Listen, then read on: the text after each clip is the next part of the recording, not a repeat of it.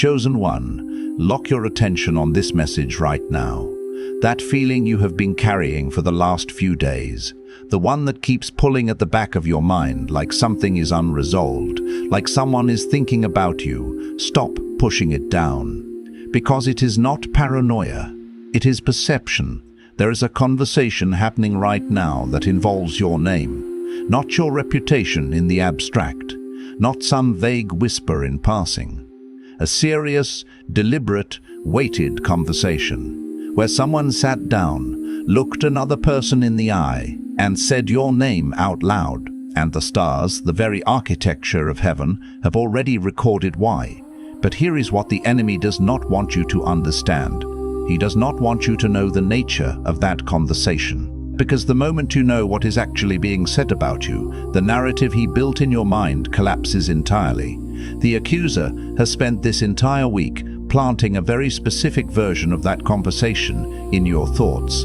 He has been whispering that it is negative, that someone is against you, that someone finally said out loud the worst thing you feared they believed about you. That is the lie, and today I am risking everything to break it. You did not find this message by accident. The algorithm did not bring you here. The Most High did. This is a divine appointment that was written before you knew you needed it. Stay until the very last second, because in the next few minutes I am going to reveal the full nature of that conversation and who is having it. I am going to show you the exact moment this week where you shifted something in the spirit without even knowing it. And at the end, I am going to give you the declaration that aligns you with what heaven has already decreed about your name. Do not leave early. The version of you that has been praying for a sign, this is where they arrive. I know what the last 72 hours have felt like. There has been a weight in the atmosphere around you that you cannot fully explain. It is not sadness exactly. It is not anxiety exactly. It is something heavier and more specific than either of those words. Maybe you found yourself going quiet in a room full of people this week, not because you had nothing to say, but because something inside you kept telling you to watch, to observe, to wait. Or maybe you woke up at 3:00 in the morning with an image of someone's face already in your mind, before you were even fully conscious, and you lay there in the dark, wondering what it meant. Wondering if they were thinking of you in that same moment. Or maybe it was something even quieter than that. Maybe you simply felt seen this week in a way you could not explain, like eyes you could not locate were tracking your path with intention. That was not your imagination running loose. That was spiritual awareness announcing itself. You are floating right now in that suspended place between what was and what has been promised. And in that space, the enemy has been very busy. He has been whispering that the reason your name came up in that conversation is because of a mistake you made. He has been replaying a specific moment in your mind. Maybe the moment you went silent when you should have spoken. Maybe the moment you stepped back when you could have stepped forward. Maybe the moment you protected your peace instead of performing for someone else's comfort. The accuser has been telling you that was weakness, that it made you look small, that it is precisely why people are talking, but I need you to hear what the scripture actually says about this moment. Proverbs 22:1 says, "A good name is more desirable than great riches, and to be esteemed is better than silver or gold." Listen to what that promise is actually saying. Your name has value that was assigned before the conversation even started. The weight of what is being said about you was not determined by your last move or your last silence or your last choice to walk away with dignity. It was established in the spirit long before any room held that discussion. The enemy needs you to believe you are the subject of criticism, so you will shrink, so you will go back, so you will compromise the boundary you just set, or the silence you just maintained, or the door you just refused to reopen. He is trying to use the idea of that conversation as a hook to drag you backward. But here is the verdict. That conversation is not what he told you it was. The heaviness you have been feeling is not the pressure of judgment falling on you. It is the weight of recognition rising toward you. There is a difference, and your spirit already knows which one this is. Think back to that moment this week when you chose restraint, when you had every reason to react and you did not. When you had every opportunity to explain yourself and you stayed silent instead. when you walked away from something that would have cost you more than it gave you. You thought that was a loss. You questioned yourself in the car ride home or in the quiet of your bedroom that night, wondering if you had been too passive, too distant, too guarded. But let me reframe your reality right now. That restraint was not weakness. That silence was not surrender. That was a decree written in the spirit the moment you made it. That was the act that elevated your name in rooms you never entered. That was the move that started the conversation. The heaviness you feel is not punishment, it is preparation. It is the sensation of something significant settling into position.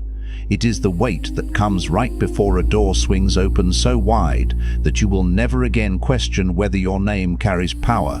You are not starting over. You are not running laps around the same wilderness. You are finishing, and I need you to hear what I'm about to say before your mind tries to rationalize it away. Because the conversation happening about you right now, in the unseen, in the spiritual, in the very chambers of heaven, it is not casual, it is not coincidental, and it is certainly not finished.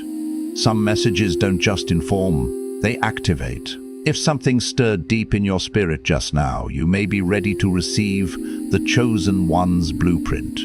This sacred guide reveals the 8 divine patterns behind your calling, your suffering, and your destiny. It also comes with the full audiobook, so you can absorb it during prayer, rest, or quiet moments with God. And for those called to speak His truth, you'll also receive Activating Your Prophet Mantle, a powerful bonus ebook for those carrying a prophetic assignment. The link is in the first pinned comment, but only for a limited time. Now let me tell you what's really going on.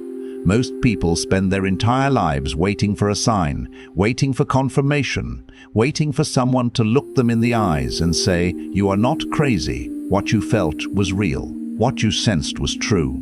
What you've been carrying in secret is actually sacred." And the reason they wait so long is not because the signs weren't there. It's because they were taught, slowly, quietly, systematically, to distrust the very thing inside them that knows. They were schooled in the art of doubt, their inner knowing gradually dulled by the insistent whispers of external validation. This systematic erosion of self-trust creates a deep chasm, a spiritual deficit that leaves individuals adrift, constantly seeking anchors in a world that often feels unstable. The signs were never absent. They were merely obscured by the fog of learned self-doubt, like stars hidden behind a persistent cloud cover. That's the barrier. That is the unseen wall. Not the enemy outside of you, not the people who walked away, not the doors that closed. The barrier is the slow erosion of trust in your own divine perception. It's the internal exile from your own intuitive wisdom.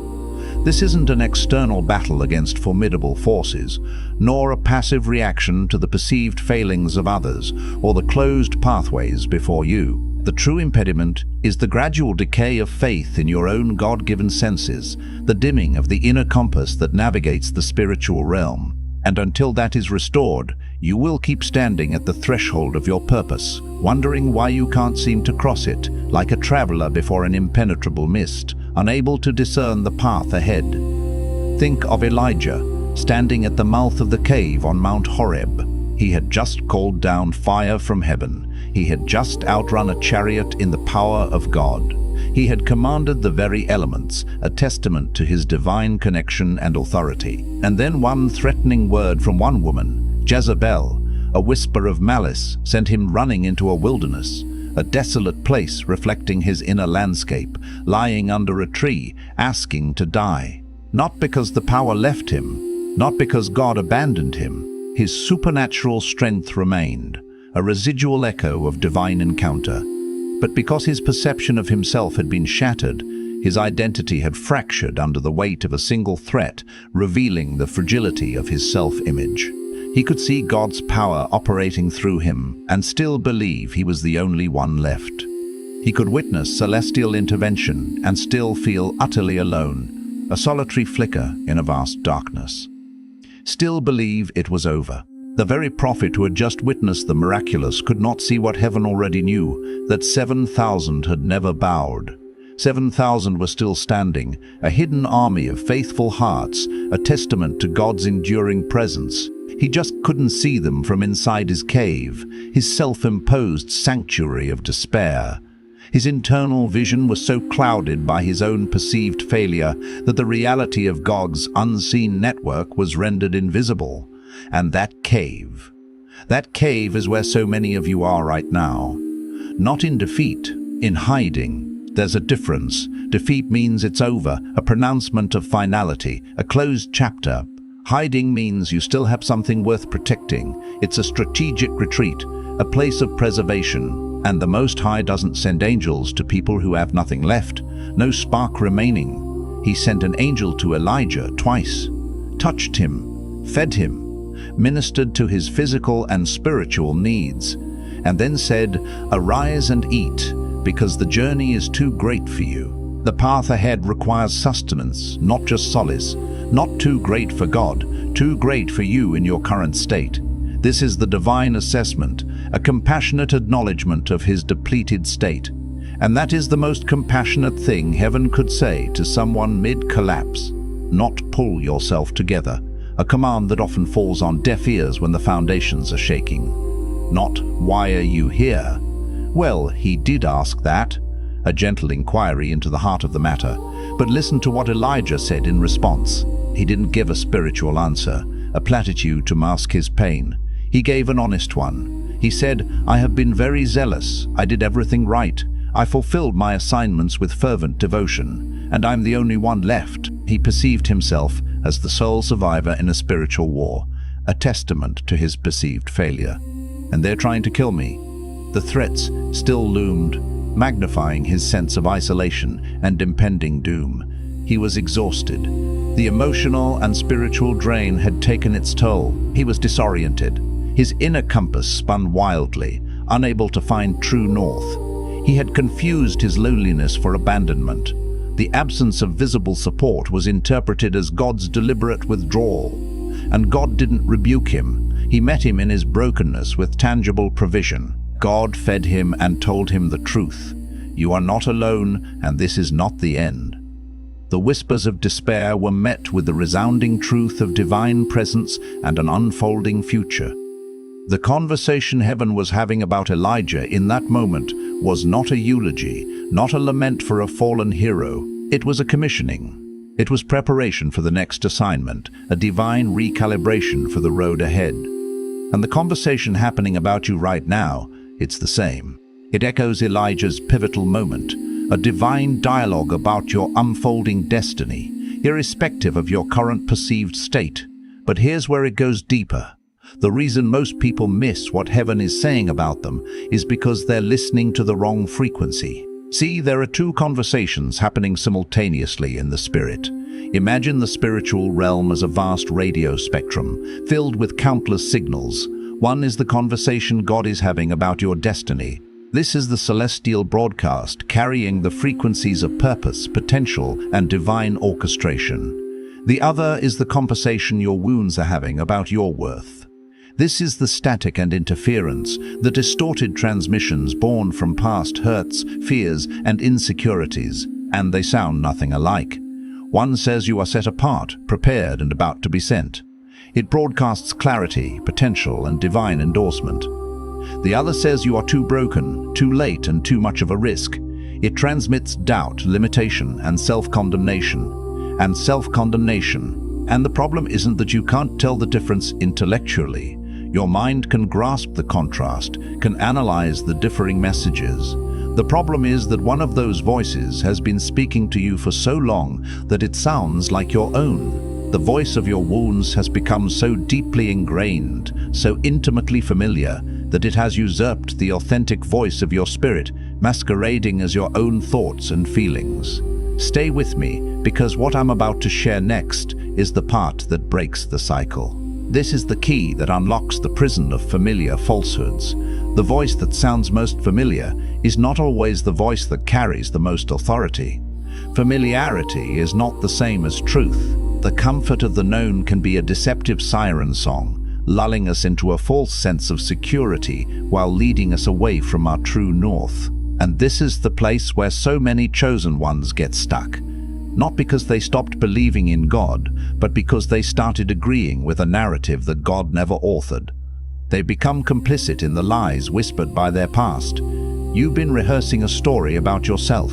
Maybe it started with something someone said when you were young, a carelessly thrown word that lodged itself deep within your psyche. Maybe it started with a loss that didn't make sense, a sudden void that left you questioning your place. Maybe it started the moment you began to sense something greater in you, a divine spark, and someone or something immediately showed up to dismantle it, to extinguish that nascent flame before it could catch fire.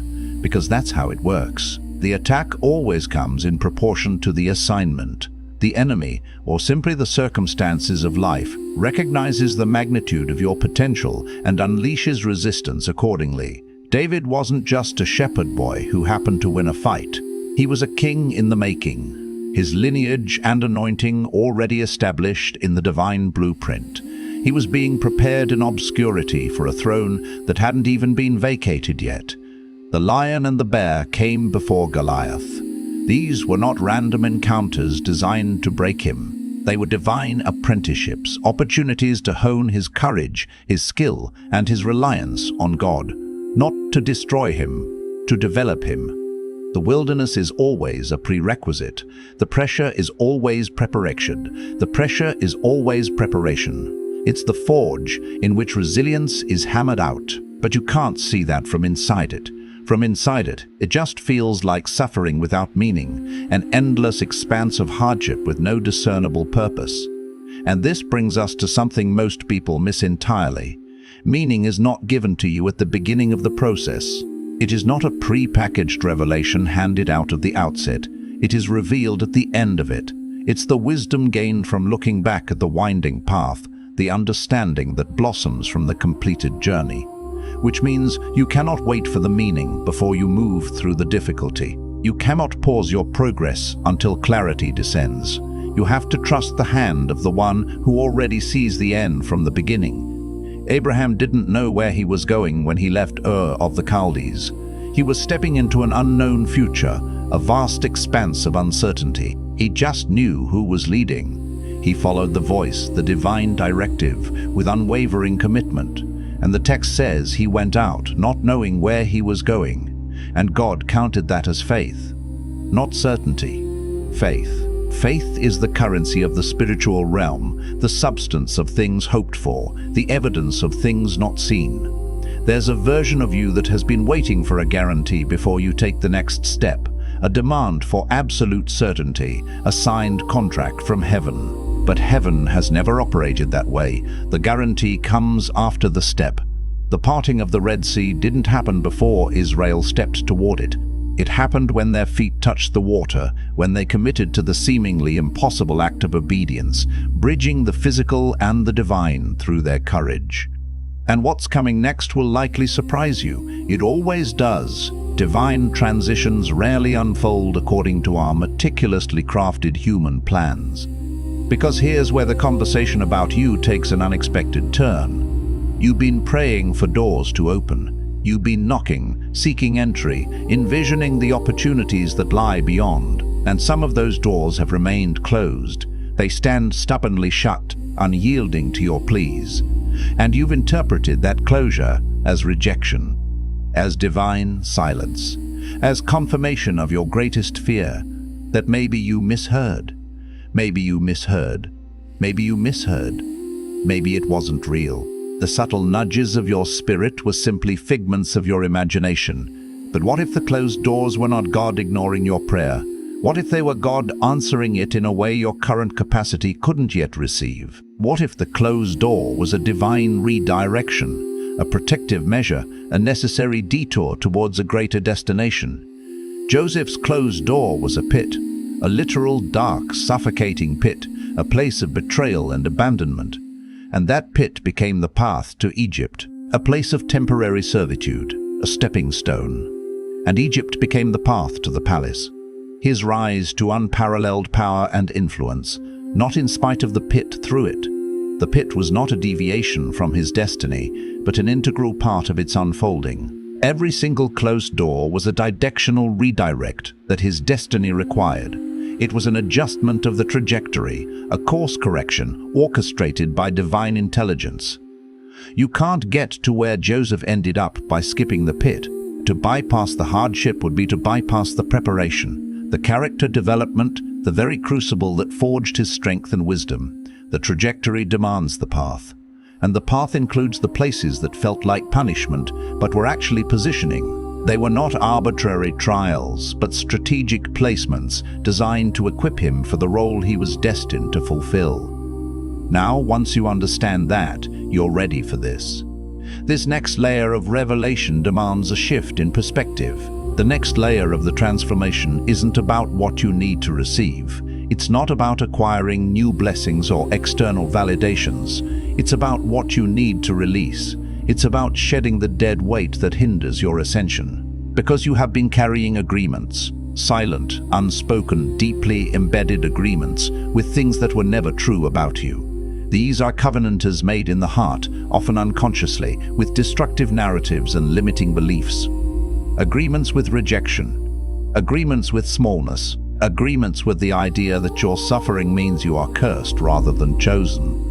These are the quiet pacts that bind your potential, whispering limitations into your soul. And those agreements are not abstract.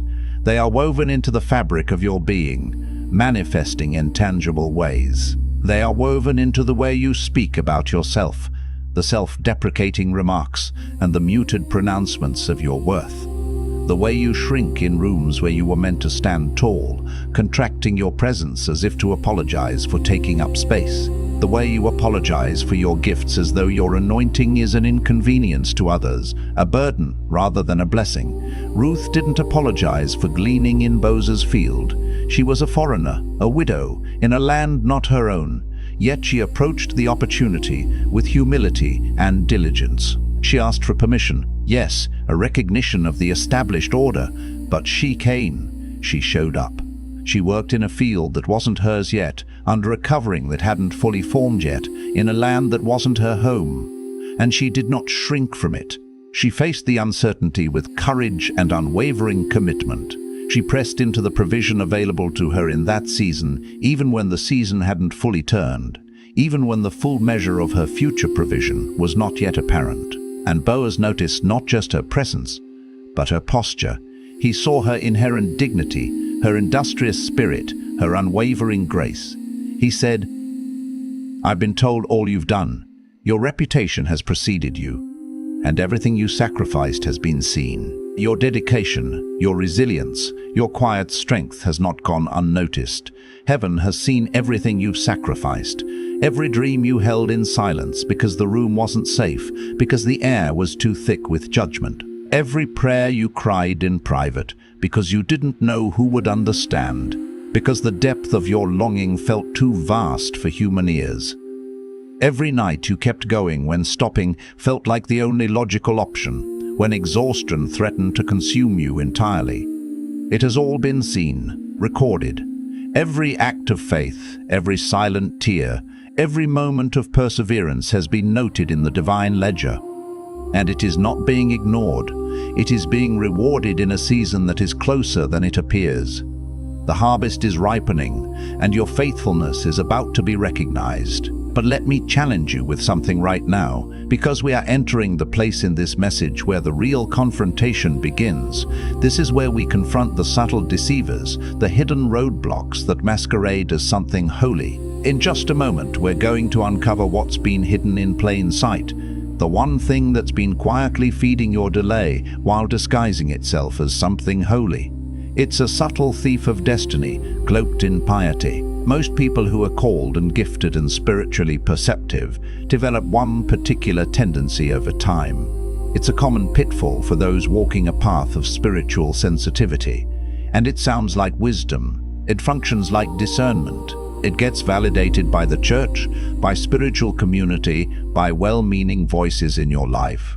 It carries the weight of perceived spiritual maturity, but it is not what it appears to be. It's this, the tendency to wait in a way that has crossed the line from trust into avoidance. It's a passive stance that has morphed into a form of spiritual stagnation. You call it surrender. You frame it as yielding to God's will. But the Most High, calls it hesitation, dressed in theological language.